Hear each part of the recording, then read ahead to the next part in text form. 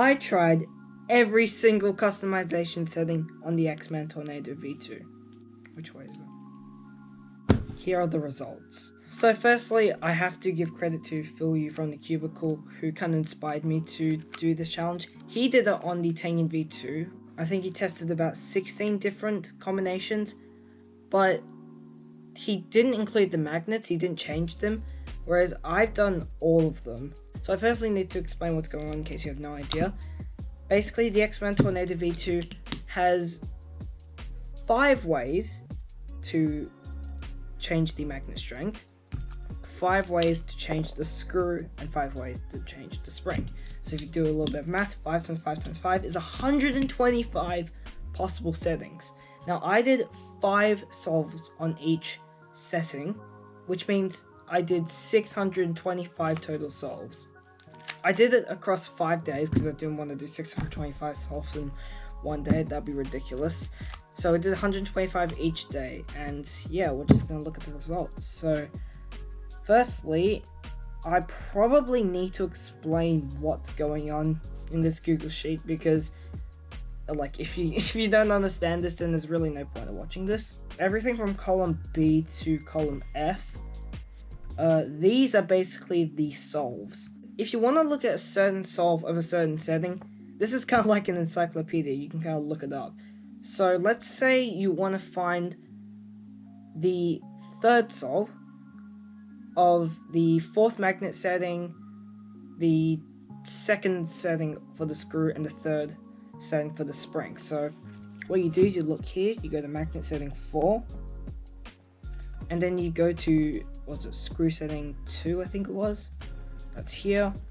And then, oh goodness, I can't remember already. Spring setting 3, so that's this one. I think it was the 3rd solve. So that's here.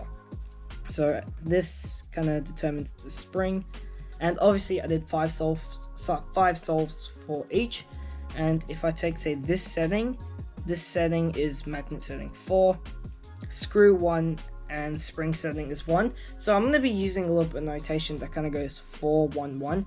Magnet, screw, spring. If you want more information, just look in the description. I don't have time to explain it here. These are all the solves on setting 411, and this is the average of them. And when I say average, I really mean Rubik's Cube average, which is where you take the middle 3 times, or a better way to say that is you eliminate the worst and the best times, and then you take the mean, which is average.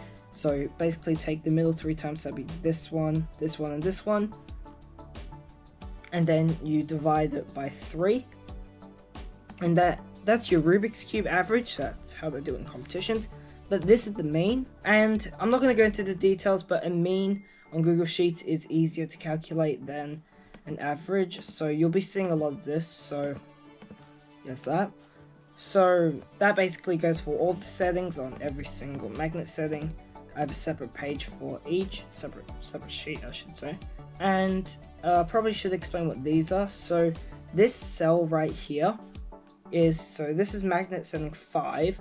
This cell is going to mean, which mean is basically you add up a bunch of numbers and divide it by the amount of numbers. So if I had like a set of 6 numbers and I wanted to take the mean of them, I'd add them all up and then divide it by 6. So this is meaning all the screw 1 solves on magnet setting 5. So that's taking the mean of these.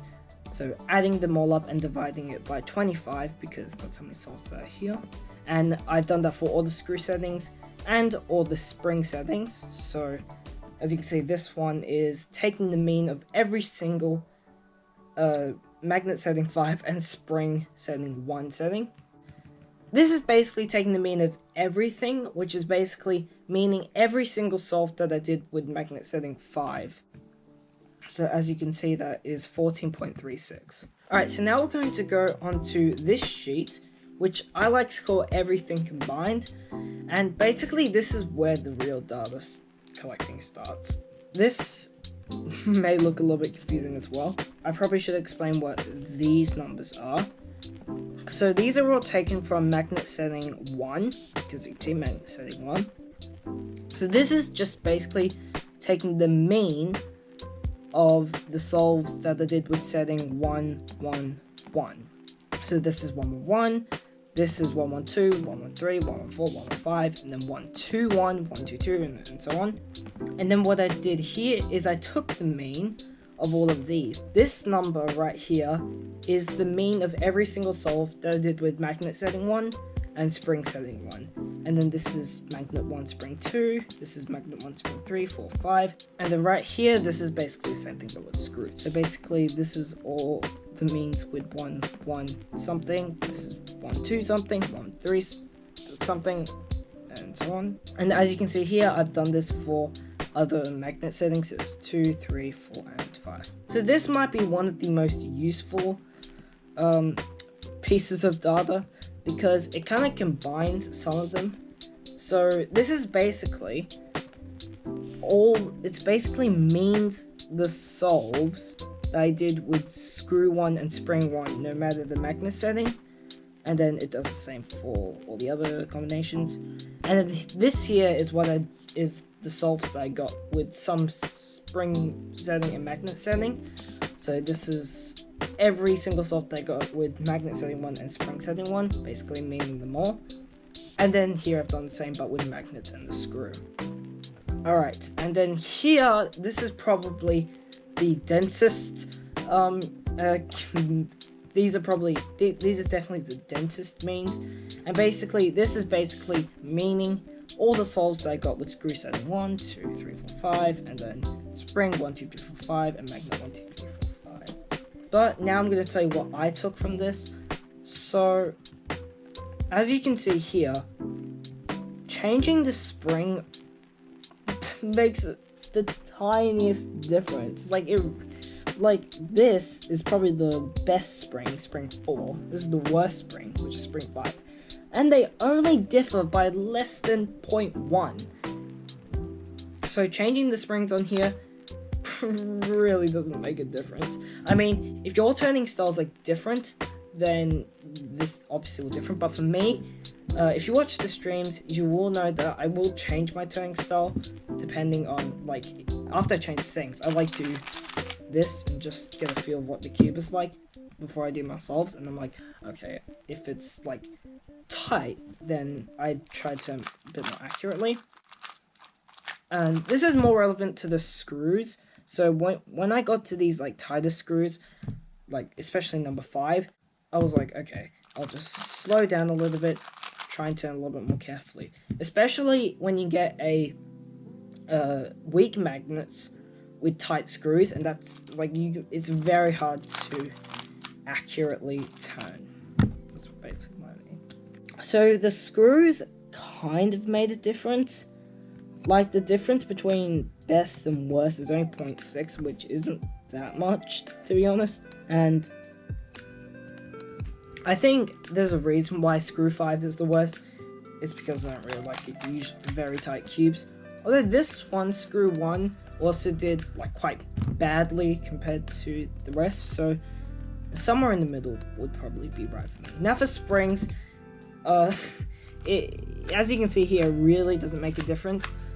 Like, even though this is coming from 125 solves, and usually the more solves you do, the more accurate this will be. Obviously, doing 5 solves in every setting isn't going to be the most accurate, but here I've done 125 solves, and I feel like that's a pretty good sample size, and they only differ by 0.1, so I'm just saying it doesn't make a difference, and I'll just go with whatever suits me. Right now, I've actually got on setting 3, which is the middle, which I think is alright considering they're all pretty equal.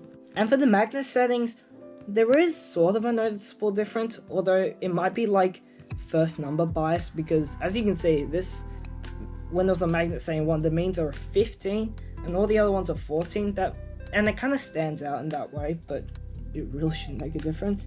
But anyway, they only differ by 0.7, so generally as the magnets get stronger, they tend to be a little bit better, but I don't think super strong magnets is good at all, especially on the last day, which is all the magnet saying 5. I was quite tired after, and obviously it should make sense because if the magnets are strong, you're using a lot more force, and that'll make you a lot tired after. So I think number 4 would probably be good for me. Still strong, but not so strong that I end up tired afterwards. I also want to look at something, which is the best screw and spring combination for each magnet setting. So for magnet setting 1, it seems like the best screw and spring combination. I didn't get the 13 mean at all. Oh no, I did, sorry. So it's this one, it's 153, that's the best for 1.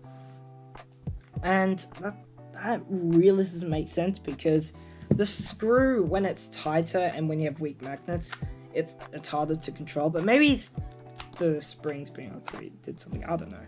For magnet setting 2, this spring 3 is the best, and screw 5 is the best, which is a little bit strange. Maybe I just happened to get one good solve, and that just made it so good. For magnet setting 3, I don't know what this number is. This one and this one. So spring setting 4, screw setting 2, so 3, 2, 4. Although if you just look at the individual means, it would be this one, I think. 2, 2. So, hang on, I've probably missed something. Yeah, probably be this one. So screw setting 2 works really well with magnet setting 3. Alright, so I'm not going to go into too much detail because it's going to get a little bit boring, but if you do want to check this out for yourself, again, check the description. Alright, here's probably where you get the most useful data. So it's basically looking at this, but a little bit more organized. So if I want to look at screw setting 1, which spring does it work best with? Seems like this one, spring setting 2, so when you have a weaker screw, a weaker spring works with it well. And if you want to do the same for magnets, you just go here. So screw setting 1, which magnet setting does it go with? That's this one. So magnet setting 5, which kind of makes sense because when it's loose, you need stronger magnets. So what can I take from this? Well, for one, I probably won't ever do this again because that was rough.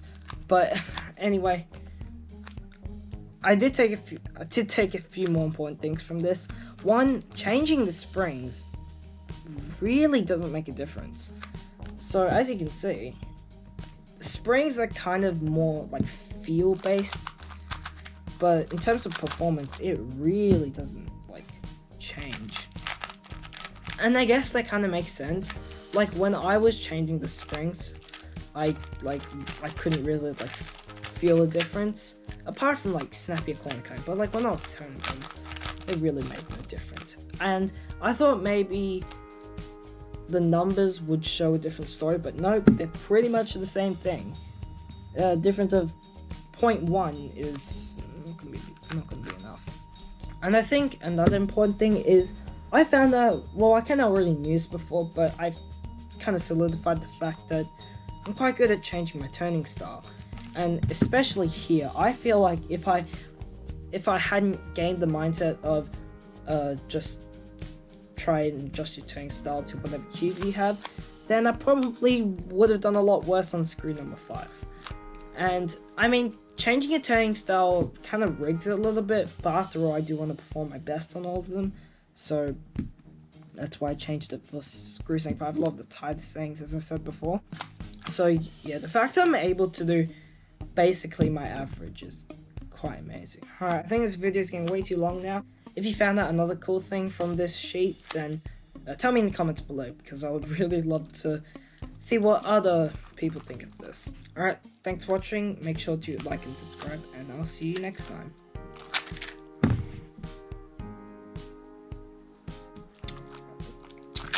Let's try that again. There you go.